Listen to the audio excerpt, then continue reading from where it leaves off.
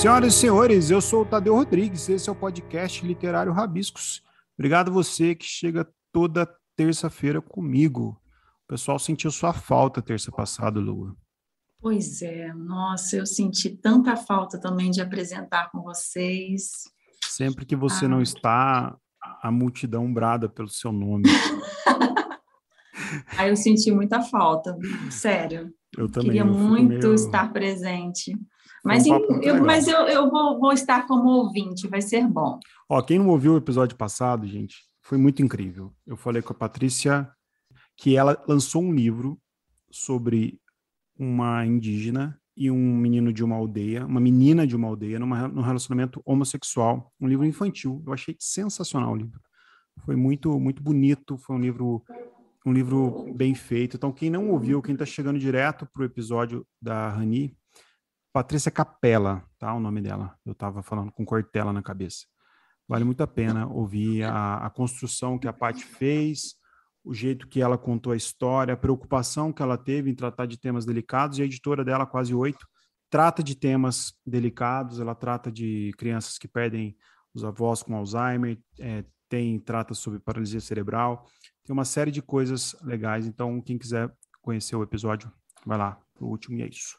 Lembrando que ainda a gente continua com o Clube de Conto Contemporâneo, parceria Rabiscos com a editora Reformatório. Quem quiser participar, só mandar e-mail para contato@reformatório.com.br, que vai receber o seu conto e vai poder participar na última segunda do mês com o autor ou a autora do conto. É isso. Acho que sem mais serviços por hora, Lua, vamos ao que interessa, ao nosso papo de hoje. Faça as honras. Quem o Rabiscos recebe hoje? Olha, hoje a gente está recebendo uma convidada que é nascida em São Paulo, mas naturalizada australiana. Também é atriz, formada em comunicação social pela Faculdade Casper Libero, em São Paulo, e em artes cênicas pelo National Institute of Dramatic Arts, em Sydney. Trabalhou de agências de publicidade à televisão, de design e inovação, a inteligência artificial. Vive fora do Brasil há 14 anos, com passagens pela Escócia e Inglaterra, além da Austrália, onde ainda reside. Seja muito bem-vinda, Rani Gazaoui. Que nome lindo! Muito obrigada, gente. Eu estou muito, muito, muito feliz de estar aqui com vocês hoje. Eu sou fã. Que bom, fico feliz. A gente que está super feliz de recebê-la aqui no Brasil. Esse nome já é uma poesia, né? Rani Gazaoui. É origem o que, seu nome?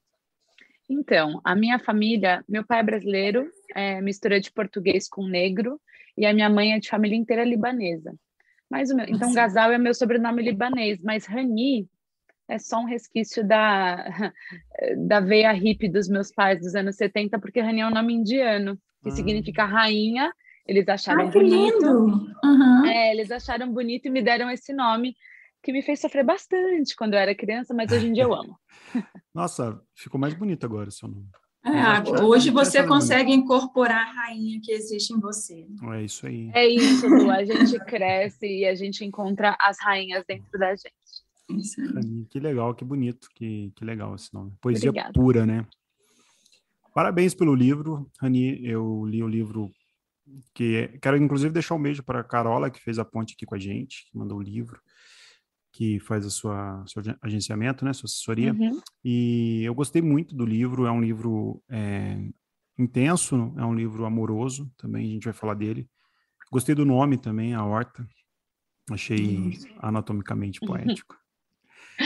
Antes de mais nada, parabéns pelo livro e quem está em casa conheça o trabalho da Rani, eu vou deixar o link aqui para vocês. Muito obrigada. Rani, Não, pode falar. Não, pode falar. Não, pode falar, só ia agradecer, obrigada. Eu queria fazer uma provocaçãozinha, começar com uma provocação, que é o seguinte: o seu livro é um livro que tem cerca de 160 páginas, né? É um livro bem recheado. Longo. Né?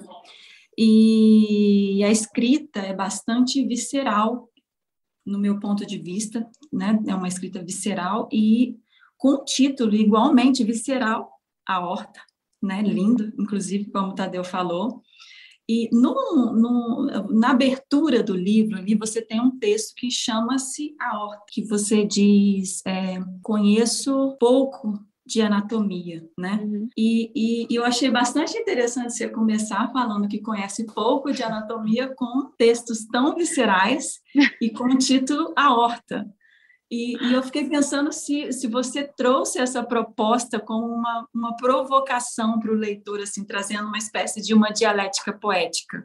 Eu acho que sim. Eu acho que a minha escrita é muito visceral mesmo. Eu acho que essa é uma boa palavra para descrever o meu texto, né? E eu acho que sim, porque, na verdade, a gente conhece a nossa anatomia, mas depende do ponto de vista, né? Então, essa é a provocação. Entendo um pouco de anatomia, se a gente está falando da anatomia médica e dos termos e das funcionalidades de cada coisa, mas se a gente olhar para a anatomia de um jeito mais poético e mais humano, não há ninguém que conhece a nossa anatomia melhor do que a gente, né? Então, eu acho que é justamente isso. Acho que você entendeu bem o que eu quis dizer com esse poema de abertura, né? Porque ele, na verdade, é o que abre alas para o resto do livro, né? Ele dá o tom, vamos dizer assim. Perfeito. Você ficou 14 anos, no intervalo de 14 anos escrevendo esse livro, é isso mesmo? Como foi isso? Então, porque, na verdade, eu escrevo desde muito nova, eu escrevo na internet desde muito nova, mas eu tive uma grande resistência. Eu tinha blog desde 1999, quando a internet era realmente só mato. Era mesmo. E eu meio que perdi o bonde, assim, de quando trabalhar com internet virou profissão. Eu era muito resistente, eu era muito boba. Eu acho que eu tinha essa coisa de imaginar que escritores precisavam, sabe, de uma coisa um pouco mais misteriosa. Eu não sei.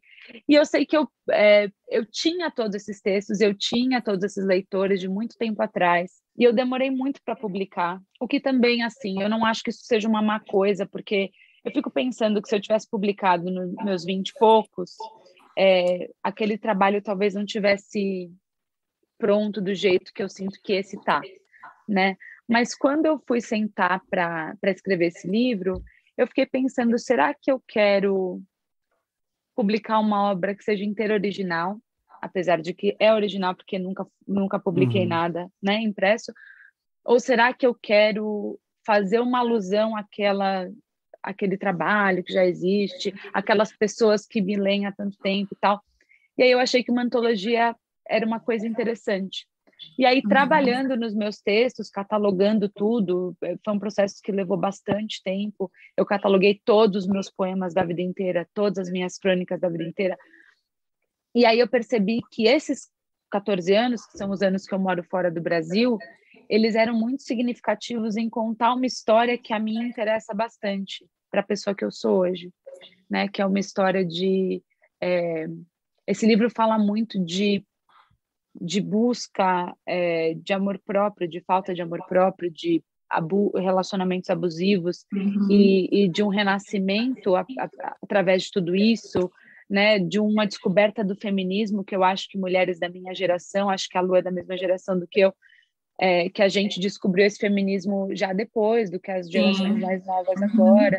Então, todo esse processo, eu achei que esses 14 anos eram muito significativos e fez sentido para mim.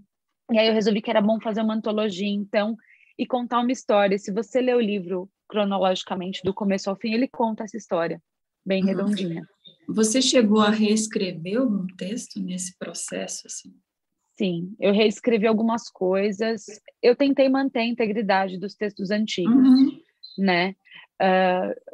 E, assim, textos que eu tive que reescrever muito, porque realmente não conversavam mais com a pessoa que eu sou hoje, ou porque até em questão de estilo não diziam mais sobre mim como escritora, eles não entraram no livro, né? Porque daí realmente não fazia muito sentido. Mas sim, eu ajustei uma coisa ou outra, né? Porque tem os primeiros textos, esse livro é de 2007 a 2021, então muita água rolou. Muita água rolou.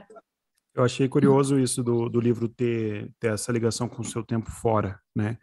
esses 14 anos que você tá morando, o que te levou para fora do Brasil? Você foi ainda para a Austrália? Eu vou te dar uma chance de acertar. Amor. Amor. Eu fui atrás de um boy, gente. Você tá com o boy ainda ou não? Deus me livre. Não! A parte toda do abuso desse livro, a maioria É homenagem. diz sobre isso, é homenagem. Não, então, eu acho que é isso. Eu fui atrás de um amor, que foi um amor muito torturoso, um relacionamento extremamente abusivo. E eu digo que eu escrevo autoficção, é assim que eu classifico, né? Então, é óbvio que tem muitas experiências minhas nesse livro, tem muitas coisas que são a minha observação do meu contexto, do meu entorno, enfim, e de mim mesma, né? E uma interpretação disso. Mas então eu fui atrás dessa pessoa, ficamos juntos uns anos, esses anos foram extremamente difíceis e viscerais, como a Lua falou, e aí isso me causou uma transformação de várias maneiras, né? E foi nessa fragilidade absoluta e nesse lugar de solidão e dor absoluta que eu encontrei o maior amor por mim, porque eu sempre fui uma pessoa com bastante amor próprio, então, e que eu venho de uma família com uma mãe bastante forte, que o feminismo era uma coisa que existia na minha vida, mas a gente não tinha o vocabulário disso. Era mais orgânico, né? Exato, tanto que eu acho que até hoje, se você pergunta para mulheres da geração dos nossos pais, elas talvez não se classifiquem como feministas porque ainda acham que isso é uma coisa que não é, né? Então, apesar de eu vir de uma família com mulheres fortes e tudo mais, e de eu sempre ter sido uma pessoa muito independente, eu me vi naquela situação e aquilo foi um choque muito grande para mim quando eu consegui finalmente me enxergar ali. Então, aquilo foi muito transformador e foi uma metamorfose mesmo. E aí é por isso que esse livro começa nesse momento, porque aquilo foi realmente a alavancada da minha vida. Até eu sair do Brasil, eu era uma menina de classe média, muito bem estruturada na minha bolha, eu não tinha passado por muitas coisas. Então, essa experiência foi um divisor de águas na minha vida e mudou quem eu sou. Bacana isso, eu gosto desse olhar, assim, quando você tá fora, a gente é sempre um estrangeiro, né? E quando você vai para fora por conta de um amor, talvez você vá também à procura de um lar, né? De um outro lar, de um lar que você está escolhendo, né? Não um lar incondicional que é a nossa família. E você faz esse caminho do livro, né? Que você divide em atos, né? A gente até sente o seu lado atriz nisso, né? A sua linguagem, né? Você consegue fazer esse caminho, né? Esse caminho sendo trilhado. E quando você fala que você faz autoficção, que tem textos reais, tem textos que não, quando o poeta escreve, independente se é ficção ou não, ele se expõe muito, né? Acho que a poesia é um dos estilos mais expositivos que tem, é onde o poeta ele de fato se sente aberto, se sente nu ali, o poeta ou a poeta. E você faz isso com algum tipo de medo, algum tipo de receio de estar tanto ali, ou, por exemplo, você falou que sofreu um relacionamento abusivo, você tem receio que agora você não vai ter mais controle da sua história, das suas intimidades, nesse sentido? Eu acho que é interessante essa pergunta, porque eu sou uma pessoa muito exibida. Eu sou atriz, né? Então eu não sou assim, eu não sou tímida, mas eu sou aquele tipo de pessoa que eu sou uma extrovertida e introspectiva, né? Eu gosto muito de estar com outros e eu gosto muito de falar e de conversar tanto sobre os outros quanto gosto muito de ouvir, mas eu gosto muito de me expor também. Ao mesmo tempo, estar com muitas pessoas e falar muito de mim, isso é uma coisa que me drena muito as energias. Então, depois eu preciso de um momento tranquilo comigo mesma para me reenergizar. E eu acho que eu tenho sim, e quando você lê o livro, eu acho que fica claro esse meu pé atrás de entregar tudo na bandeja. Eu acho que talvez seja até uma coisa inconsciente, que quando eu estou escrevendo, eu estou entregando tudo na bandeja, mas sempre tem um viés de será? Porque eu acho que a gente você consegue contar tudo, não dando todos os fatos ou todos os nomes, ou, né? Então, eu acho importante, num texto poético, a gente ter essa fantasia um pouco também, porque senão é um relato jornalístico, né? Senão eu estaria escrevendo um artigo de jornal dizendo coisa por coisa tudo o que aconteceu. Então, eu acho que sim, eu acho que rola um medinho e ao mesmo tempo rola uma vontade muito, muito, muito grande de expressar aquilo, porque é por isso que a gente é poeta, né? Vocês dois podem dizer disso também. E com essa expressão toda, com esse amor todo que tem no livro, com esse receio que eu perguntei, você tem medo de ser odiada? Não, não tenho. Eu não tenho medo de ser odiada porque eu também não tenho a necessidade de ser amada. Isso é uma coisa bastante. Por isso que eu digo que eu acho que se eu tivesse publicado esse livro nos meus 20, teria sido diferente. Porque se eu tivesse publicado nos meus 20, eu ainda talvez tivesse mais essa necessidade de ser amada e ser aceita, né? E muito medo de ser odiada, porque essa é a antítese, né? Disso. Então, não, eu acho que agora vou fazer 36 anos na semana que vem e eu sei muito bem quem eu sou, sei muito bem de todos os meus calos e não me importa, assim, se você me odiar, que bom que eu te causei alguma sensação que não apatia. Essa é a beleza da nossa maturidade, né, Lu? Ah, é uma delícia, né? E como que é, pegando esse livro hoje, pronto, concebido, dentro desses 14 anos de evolução, de mutações, de transformações, como é que a Rani de hoje olha para a Rani de 14 anos atrás? E se, de repente, você pudesse trazer alguma coisa dela para hoje, para a Rani de hoje, e se, de repente, você pudesse levar alguma coisa da Rani de hoje para a Rani de 14 anos atrás, o que seria? Eu acho que eu admiro muito a Rani de 14 anos atrás, porque ela era uma pessoa sem medos. A Rani de 14 anos depois desenvolveu muitos medos, muitas fobias, muitas amarras, né? Muitos traumas que a gente desenvolve. Então, a Rani de 14 anos atrás era muito mais livre nesse sentido. Ao mesmo tempo, ela era muito mais boba e muito mais manipulável, apesar de que ela achava que não. Então, eu acho que é um misto de querer colocar aquela menina no colo e dizer: calma, olha em volta, ouve a tua intuição, escuta o que você está pensando, porque eu acho que quando a gente se ferra, se estrebucha mais na vida, é quando a gente não presta atenção porque a nossa sensação, o nosso sentido, o nosso feeling, o que quer que você queira chamar, né? Essa potência que a gente sabe quando uma coisa não está certa, a gente sabe quando uma coisa é certa para a gente, e muitas vezes a gente não se ouve, né? Então, acho que eu diria para ela se ouvir, porque se ela tivesse se ouvido mais, ela teria passado por menos coisas. Ao mesmo tempo, eu acho que o que ela passou foi muito, muito, muito importante para eu virar a pessoa que eu sou hoje. Então, eu não sei, eu acho que mesmo que eu voltasse atrás, é difícil pensar nisso, né? Como você não consegue recriar a história, porque daí seria outra história no final das contas, né? Então, eu acho que eu admiro a coragem dela e a leveza dela, e eu tenho um pouco de dó da falta de autoanálise dela, de entender as situações nas quais ela se metia, se achando muito, muito espertona. Hoje a gente acaba tendo uma responsabilidade, né, nas redes sociais, quando a gente tem o imediatismo da publicação, né?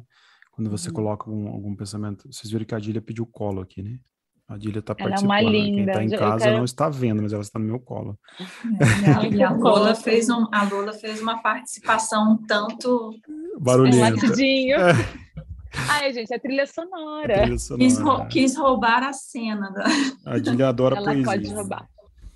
Mas o que eu ia falar é o seguinte, quando você tem esse tipo de contato também, e eu falo até você, a Lua, que são mulheres que escrevem, a Lua tem um público feminino enorme também, que acaba tendo essa responsabilidade, né, não é responsabilidade, é errado falar isso, porque a gente não escreve com essa finalidade, nós não somos profissionais da saúde, mas Uhum.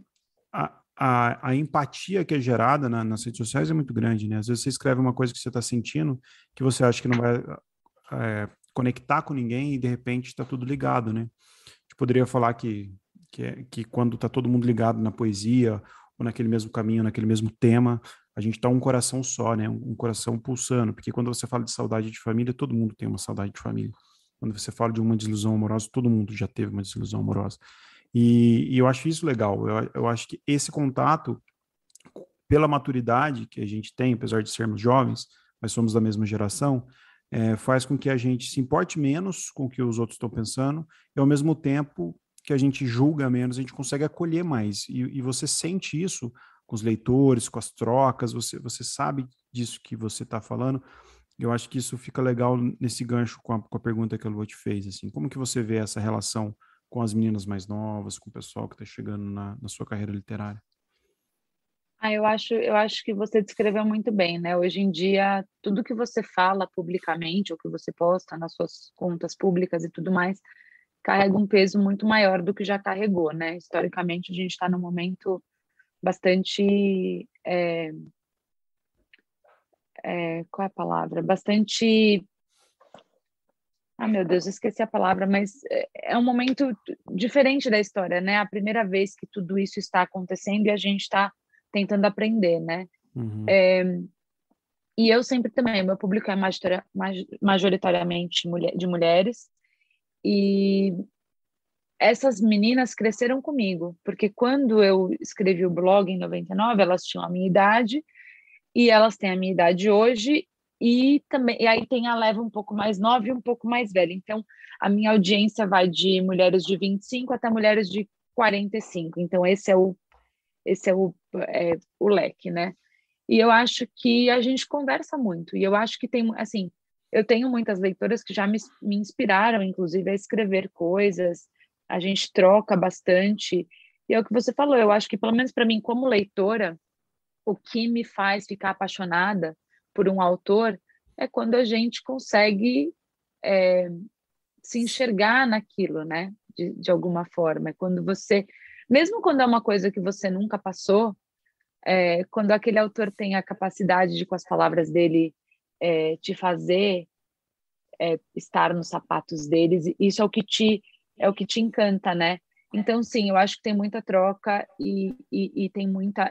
Por exemplo, isso me lembrou que no ano passado, um colégio aqui de São Paulo, o professor de literatura desse colégio usou os meus poemas para o currículo do ensino médio daquele colégio. Então, os adolescentes ficaram trabalhando os meus textos por 6 meses, né? Foi por um semestre.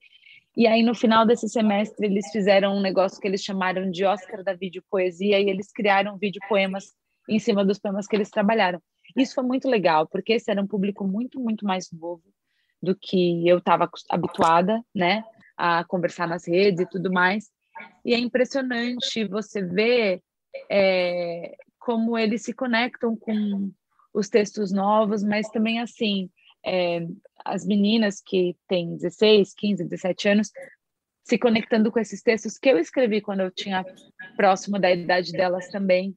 Então, é muito legal de ver como a poesia e a literatura são atemporais, né? Porque a gente ama, eu amo Oscar Wilde, por exemplo, eu amo Virginia Woolf, tem algumas referências da Virginia Woolf nesse livro, e essas são pessoas que morreram muito antes da gente nascer, e a gente consegue ainda, assim, se enxergar neles, no que eles escreveram, né? E você vivendo aí há 14 anos na Austrália, você já tem seus poetas australianos preferidos? Você sabe que eu... Ou você continua lendo mais os portugueses, Pois é, os eu acho que brasileiros?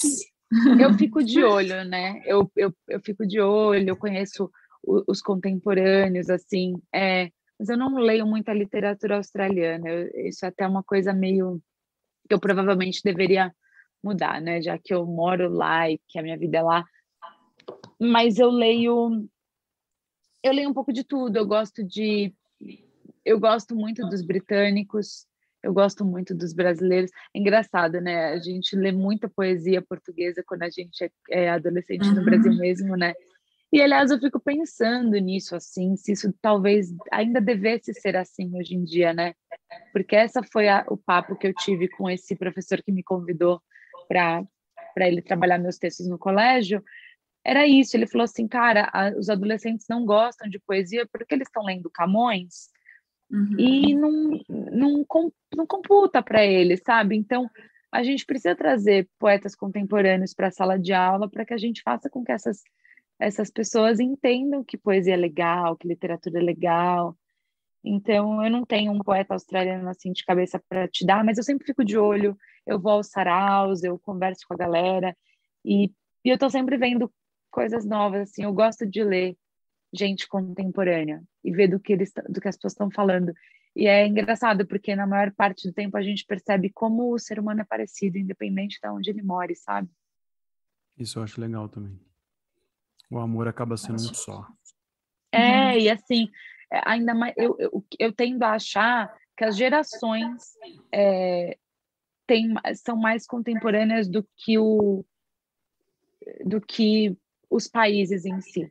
Porque se você pega uma pessoa de uma idade parecida e tudo mais, os temas tratados são mais parecidos, independente de onde ela mora. E aí, se você pegar um poeta talvez mais velho de um país com um poeta mais novo de um país, aí o trabalho deles talvez seja diferente nos temas, muito mais do que alguém da mesma idade que ele, da mesma geração que ele em outro país. Legal. Você faz o livro ilustrado, né? Pela Drica Prates, é isso, né? Maravilhosa. E queria que você falasse um pouco disso, da ilustração, como que foi esse papo. Eu adoro quando o livro é ilustrado, eu acho que ele recheia um pouco a nossa imaginação também. Ah, eu também. E seu livro foi lindo, né? Lindamente ilustrado. Tá Uhum. lindo mesmo. Então, eu nunca pensei em ter um livro ilustrado, para ser muito honesta. Mas a editora que me publicou, que é a Lira das Artes, eles tinham essa coisa de todos os livros que eles publicaram antes, eles são uma editora nova e tal, mas eles tinham essa coisa das ilustrações muito fortes. Então, acho que quando eles me sondaram para vir publicar, isso já era esperado, que ia ter ilustração, e era uma coisa que eu nunca tinha pensado. A Drica Prates é minha amiga de muitos anos, nós somos amigas há mais de 15 anos, e ela é uma artista muito, muito maravilhosa. E eu, assim, eu gosto muito de arte, e eu gosto muito do Egon Schiele, que é o aprendiz do Gustav Klimt, né? Eu gosto muito, Uhum. muito dos dois. Eu também gosto do Gustav. É, e eu gosto do Egon mais do que do Gustav. Eu gosto dos dois, eu me sinto mal escolhendo um, assim, mas eu gosto muito. E quando eu comecei a pensar esse livro, os desenhos do Egon, né, eles são muito viscerais, para usar a palavra que a gente usou no começo do episódio. Eles são muito, muito viscerais e eles ficavam vindo na minha cabeça. E esse livro, como para mim, quando eu cataloguei todos os meus textos e escrevi os textos novos para fechar essas lacunas, né?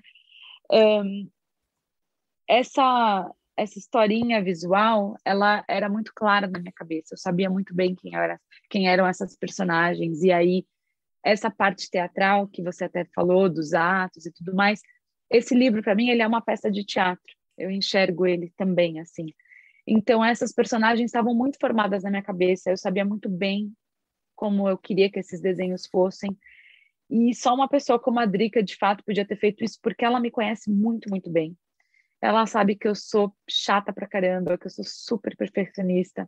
Ela até escreveu um post quando o livro saiu falando que esses desenhos não foram feitos a quatro mãos, porque quem desenhou foi ela, mas que foram feitos a quatro olhos, porque eu sou uma chata, gente. Se vocês vissem o tanto de mudança, ela teve uma paciência de Jó comigo. E no final das contas, eles ficaram exatamente como eu imaginei. Assim, cada detalhe está muito lindo. E a primeira ilustração sou eu, né? Ela me Eu desenhou. imaginei, sabia? Quando eu vi, eu falei, É. parece que é a Rani. E aí a segunda ilustração é uma personagem, né? Aquela pessoa não existe, a gente criou aquela pessoa. E a terceira ilustração é esse casal, que é o casal figurativo desse livro, né? Porque, na verdade, esse livro não conta a história de um casal só, de uma mulher só, de um homem só, né? E é um livro que conta várias histórias, mas essas são as são as representações, as manifestações artísticas dessas histórias. Eu fiquei muito, muito feliz com o resultado. O livro está lindo mesmo. Então, as ilustrações vão seguindo a ordem dos atos ali, né?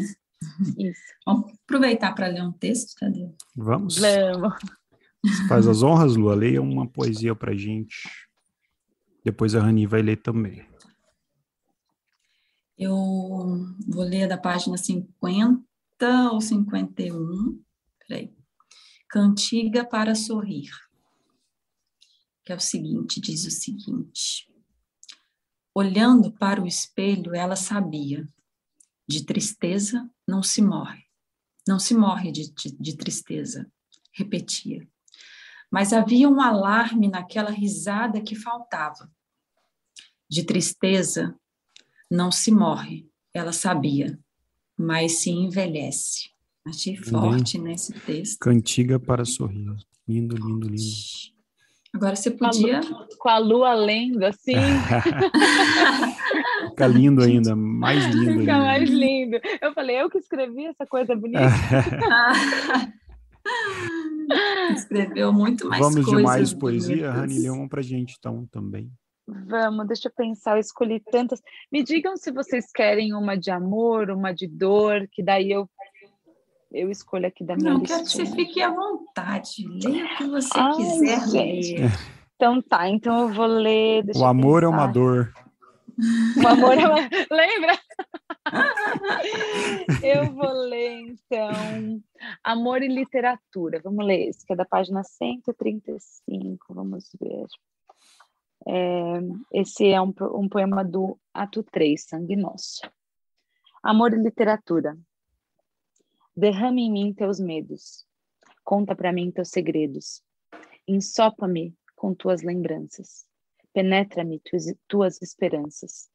Aloja em meu ventre teus sonhos. Permite-me gerar teus enconhos. Afaga aos meus problemas. Me deixa te escrever em poemas. Uau! Que lindo, A lindíssimo. gente tem que ter aquele segundo para respirar, né? Antes de continuar. Isso aí. Vai só deixando um gosto aí pros ouvintes. O livro Delícia. da Rani. Lu, Vai lê mais uma pegando. então pra gente. Vamos Eu aproveitar vou as ler leituras. também do terceiro ato. Na realidade, eu vou ler o texto do pós-fácil. Eu vou até acender Ai, um leia. charuto, pegar um Ele uísque estava aqui, na minha falando. lista também. Ah, Ele é tá. Então a gente está sintonizado. Tá vendo? Absorta, semi-morta. É isso que eu quero ler. Peraí. Olho para baixo, vejo meus pés ensanguentados. Já não sei de quem é esse sangue, se vem de dentro de mim ou se saiu de vasos seus. O azulejo branco parece pulsar. Estamos à deriva. Vivendo nesse mar de amar, desço minha mão com delicadeza, coloco o dedo no coágulo e, antes mesmo de pensar, levo meu dedo à boca. Sugo, chupo, devoro. Esse sangue que não sei se é meu, esse sangue que eu sei que é nosso. Lindo, né? Eu gosto muito desse final do Esse poema. texto é... Eu até marquei ele aqui. Que a voz, né, poética, ela não reconhece como dela, mas quando é o nosso, ela se reconhece, né? Uhum. Ela vira uma pessoa ali, né? Eu acho isso muito, muito bonito. Rani, já que a gente está falando de amor, não tem como não falar de amor com o seu livro. O que você acha, assim, quero ver sua opinião de escritora e de mulher e de vivência dos amores líquidos nos tempos de hoje, que tanto se fala, aqueles amores com os ghosting, nos namoros virtuais, das pessoas que somem hoje, que se você sumir virtualmente da vida de uma pessoa, você some na vida dela. Como que você vê isso? Eu sou casada há 10 anos. Então, eu não peguei fase Tinder, eu não peguei nada disso. Mas quando eu era solteira, antes de eu conhecer o meu marido, eu passei por um pouco disso, mas eu acho que agora tá bastante pior, né? Eu ouço os relatos das minhas amigas e tudo. Eu acho muito doido, porque eu acho assim... eu acho que é um grande medo, né, que as pessoas têm de da vulnerabilidade. Eu não consigo enxergar isso como outra coisa. Eu acho que a coisa mais difícil do mundo é você ficar absolutamente vulnerável e exposto na frente de outra pessoa. E para que um amor seja um amor de verdade, ele precisa disso, né? Sem isso não é um amor de fato. Só que a gente romantiza muito o amor. E amor é difícil pra caramba. Amor é uma escolha de todo dia. Relacionamentos monogâmicos que estão caindo em desuso, eu até entendo por quê, né? Porque requerem da gente uma coisa que uma coisa que não é fácil de dar, né? É um comprometimento diário de uma coisa é um trabalho mesmo, né?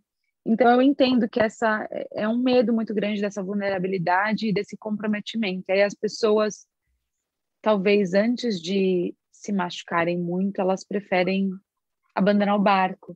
Mas tem até a crônica de abertura do ato 1 é um texto bem antigo. Eu incluí ele no livro, ele nem é o texto que não é um texto que eu gosto muito, assim, particularmente. Mas ele é o texto, tem uma aspas nele que fala... É um texto que eu estou conversando com uma menina que mandou um e-mail para mim, né? E aí tem umas aspas que são um e-mail que eu escrevi para ela. E era uma menina que estava sofrendo de amor, e eu escrevi sobre relacionamentos. Ela me manda esse e-mail falando, ai, tô apaixonada, meu coração tá partido, o que eu faço?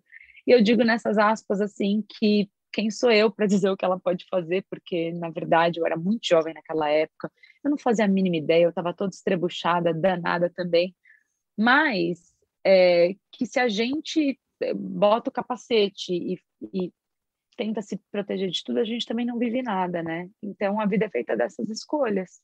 Ou você se entrega, fica pelado na chuva chorando na frente de alguém e fica, ou você fica lá todo bonitinho, fazendo o papel da perfeição que não existe, só que daí você precisa bancar essa mentira. E isso também é muito difícil. Eu acho que é mais difícil, para mim é mais difícil isso, né?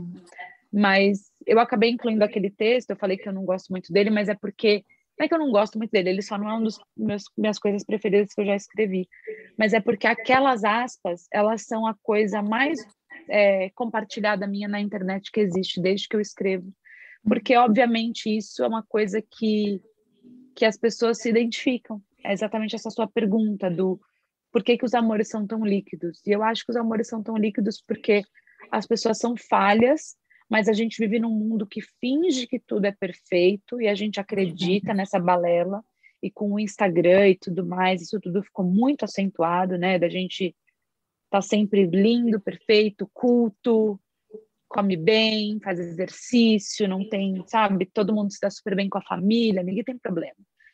E aí como é que você traz isso para um relacionamento achando que aquela outra pessoa tem tudo isso, que você obviamente finge, mas não tem?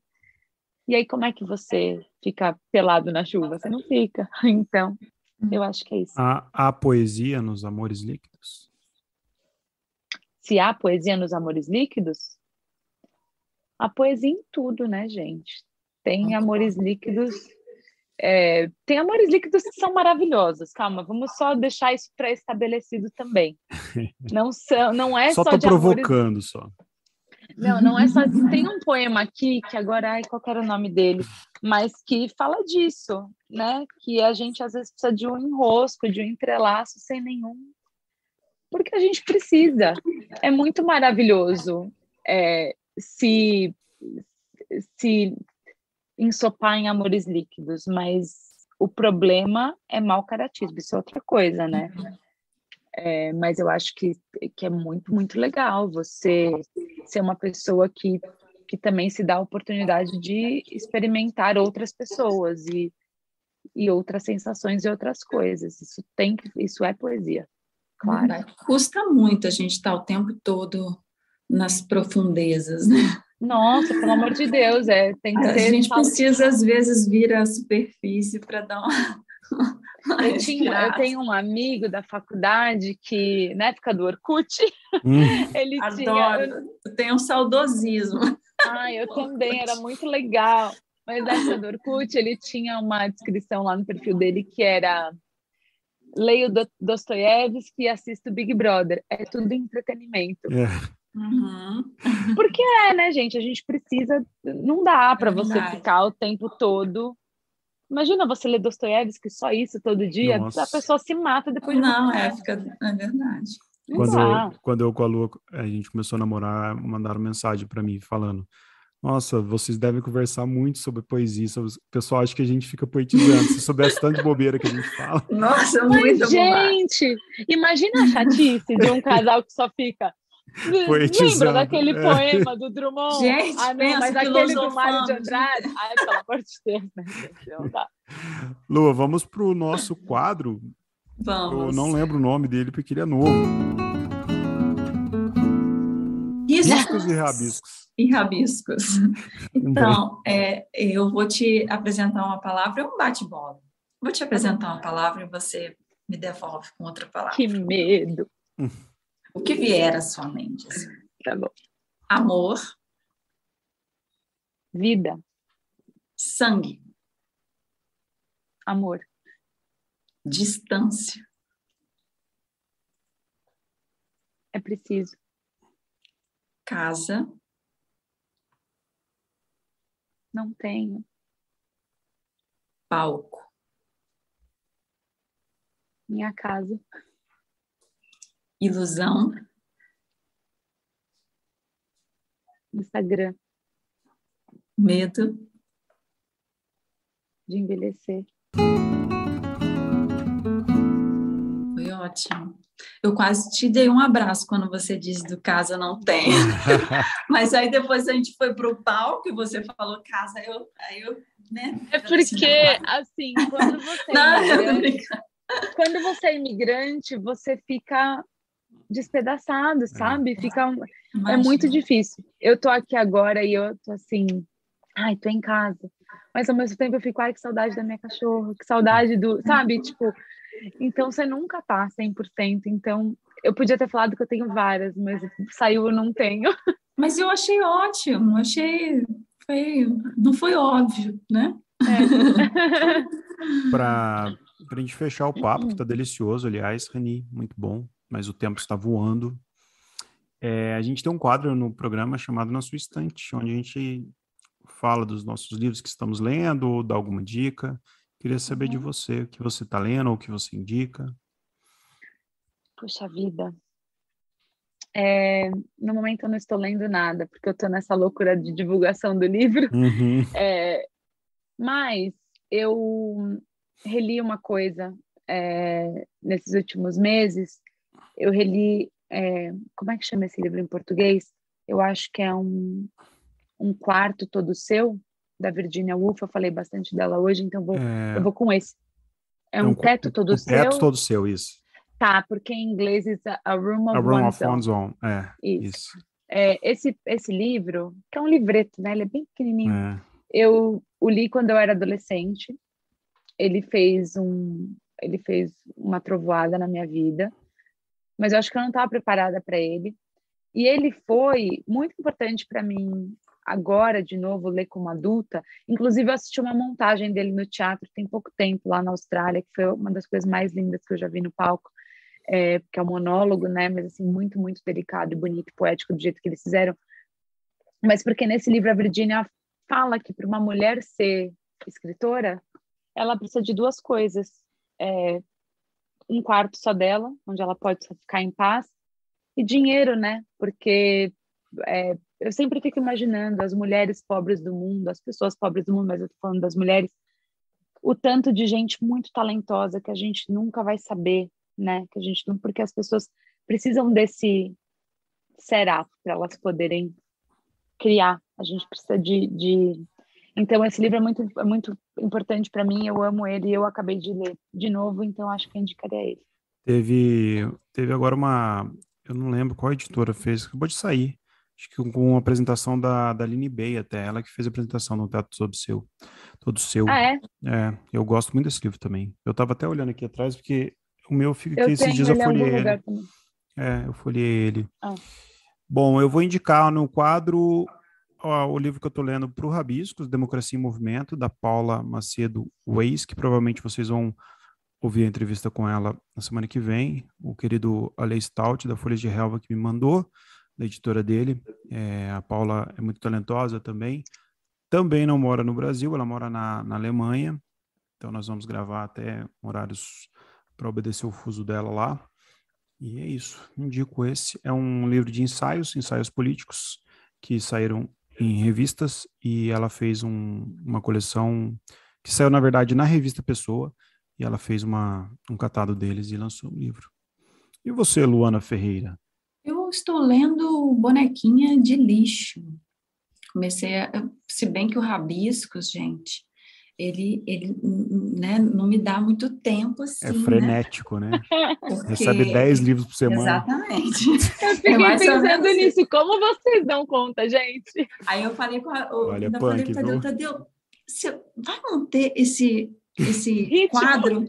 Não, esse quadro, porque assim, eu só vou falar os livros que a gente está apresentando, que eu adoro, inclusive, porque traz um ritmo de leitura que de outra forma a gente não teria.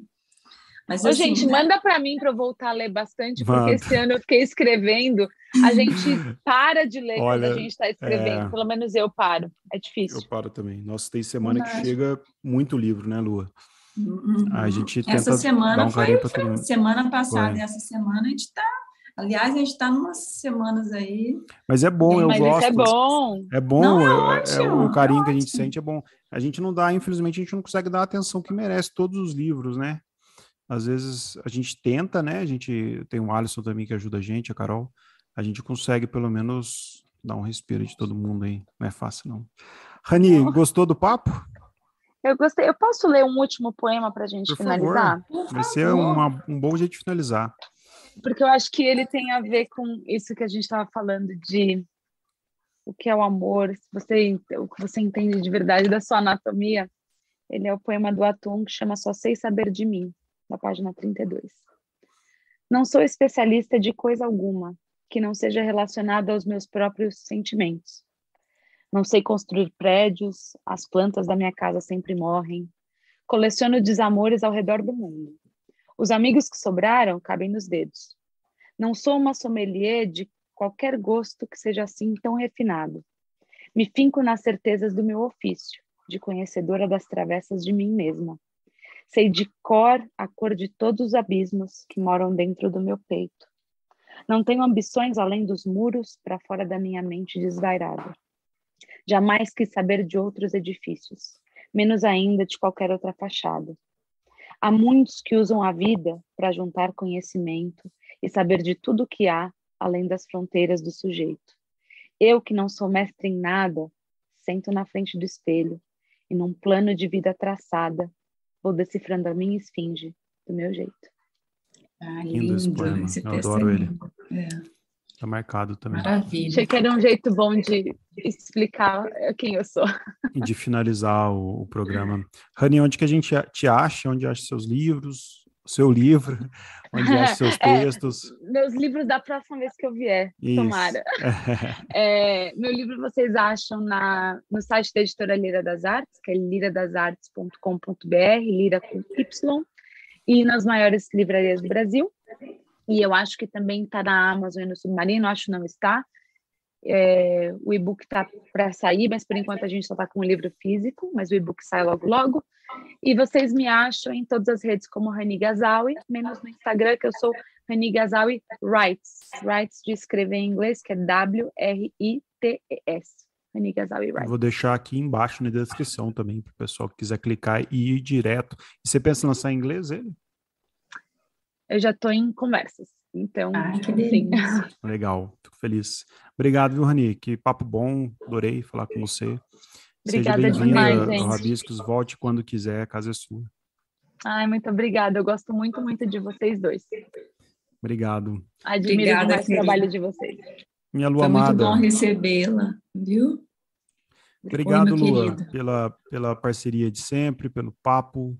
Obrigada Valeu. a você. Tamo junto sempre. Sempre uma delícia. Pessoal de casa, quinta-feira, cabine do filme com a Carol Pedrosa, não se esqueça. E terça-feira que vem a gente volta. Beijo a todos, bom dia, boa tarde, boa noite.